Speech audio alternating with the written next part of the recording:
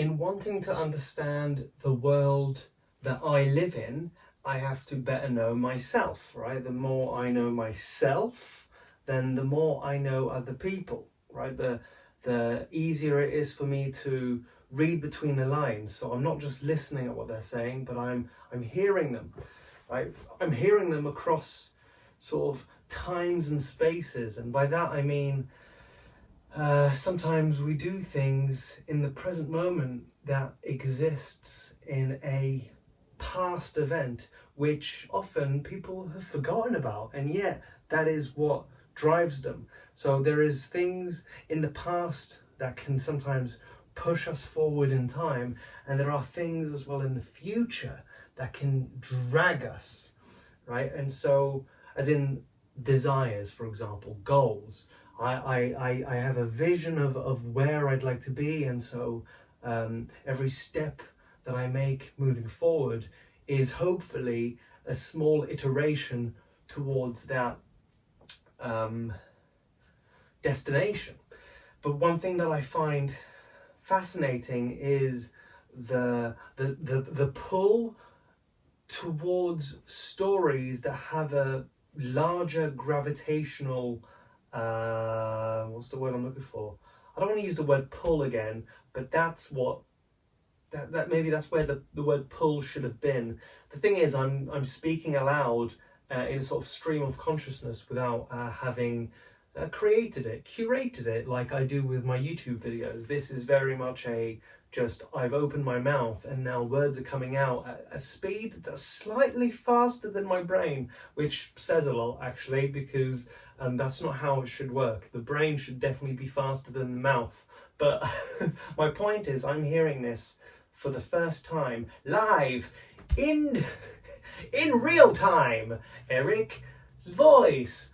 Is it Eric's voice, or is it a culmination of different things that this body has picked up along the way and is attempting to sort of, compact in a bite-sized, more manageable, more palatable qubit. I don't think that's the correct word, but my point is, there are things happening constantly, and we are trying to survive it, and there are different ways of surviving it, and I don't actually know what the best way is. That being said, there is value in knowing the truth, whatever that is. That obviously is part of the game of life, the game of reality, is knowing the truth. And so as I've explored certain things, I came across Plato's allegorical cave, his allegory of a cave, and that is in his story called The Republic. I think The Republic is part of 10 books, and this is in book 7, and it's about these prisoners that are in a cave, and they can only see what is projected on the wall in front of them, because their head is like chained, so they can't turn around, and so they can only see what's being projected, and what's being projected is done by these people in power, whoever they are, right? We don't quite know, but that the point is that we can interpret it in different ways. But let's say it could be teachers, it could be parents, it could be politicians, it could be the media, whatever. It's the ones in power that are able to feed information to those essentially trapped in a situation that they don't want to be in. And so, for example, they start naming the shadows that they are seeing, and so they're seeing a tree, and they go, "Oh, that's a tree," and then they're also seeing a pair of titties, and they're like, "That's some titties, right?" You have to have fun when you're learning, right? And the way I have fun is with a pair of titties. Just big fan. A car. Anyway, my point is, there's a hair on my mouth. There's a hair in my tongue. Shush. So, But it's still there. Oh, it's so. Oh, there it is. I got it. Obviously, you can't see it, so you might be thinking, did he just make that up? No, I had a huge hair on my tongue. What am I doing with my mouth?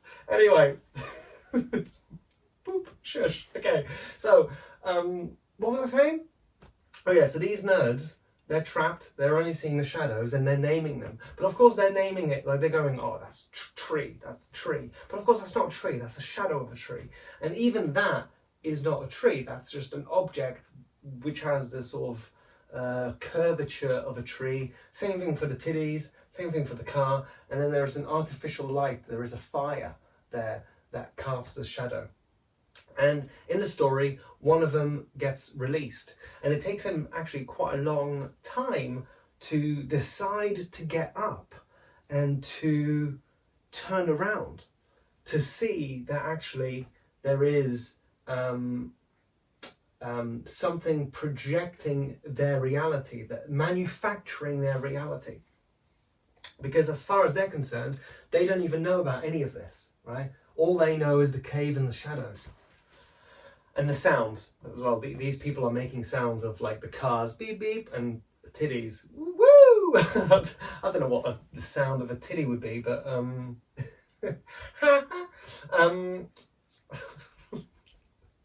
okay, it's fun. Philosophy's fun. The point is,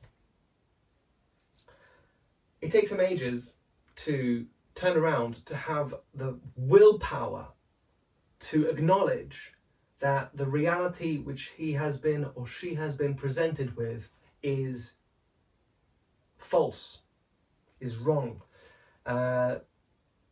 Two stories in modern times that come to mind is the movie They Live by John Carpenter. There is the scene when the protagonist beats up like his friend. It's one of the funniest and longest fight scenes in a movie, and the reason it's long, because it seems ridiculous at first, but when you sort of study the reason behind it, basically it takes us a long time to acknowledge that we've been believing something that is wrong. We are unwilling to face the truth, and some of us are more comfortable staring at the shadows on the wall. So anyway, he's released. He finally gets the courage to sort of turn around and go up to the light, right? The actual light, the light that not only is reflected from my lamp onto the whiteboard, but I'm talking about the sun, right? The sun. And he looks up at the sun and he stares at it, and he sees a different reality. He sees an actual tree, right? He sees an actual pair of titties, which we can all agree is better than cardboard titties or shadow titties. Real. and he obviously he's like, fucking hell, yes please. Because real reality is better. Someone argue. Oh, another thing that comes to mind is I've touched on it a little bit. It's Frank Jackson's Epiphenomenal Qualia. It's about this hypothetical scientist named Mary who knows everything about colour. She is like the colour expert, but she has lived her whole life in a black and white room. She herself is in black and white, and so she has never seen colour, but she knows everything about it. And the idea is she missing information by having not seen the colour, by having not seen the light? And the answer is yeah, right? If you're missing something, if you've not experienced something, then you don't have all the information, no matter how much theory you've read about it. And so he experiences the light, he experiences the reality. He then climbs back into the cave. And by the way, the journey up takes him ages because his eyes have been so adjusted to the dark that it takes him ages to sort of come to his senses. It's like when you're in the dark and then someone turns on the light like suddenly and your eyes are like, ah! Now, he does the same thing on the way back.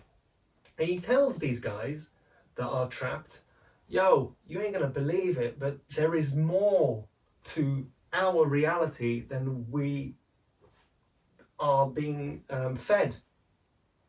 And they just don't believe him because he sounds crazy. He's like, you know these shadow titties? And they're like, yeah. And they're like, well, in 3D, and like, and you can touch them and stuff. And they're like, no way.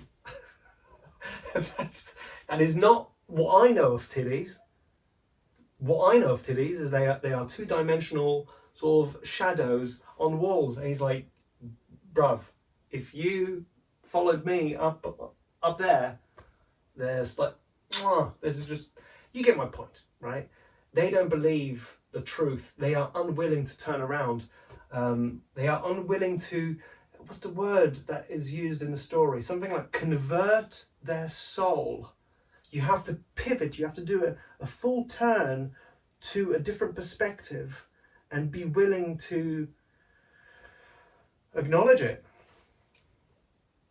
And so that's the idea, is that there is more to our reality than we can ever know, because it's always hard to know where we are in the story. How much of the information that I know is simply the stuff that's being projected on the walls.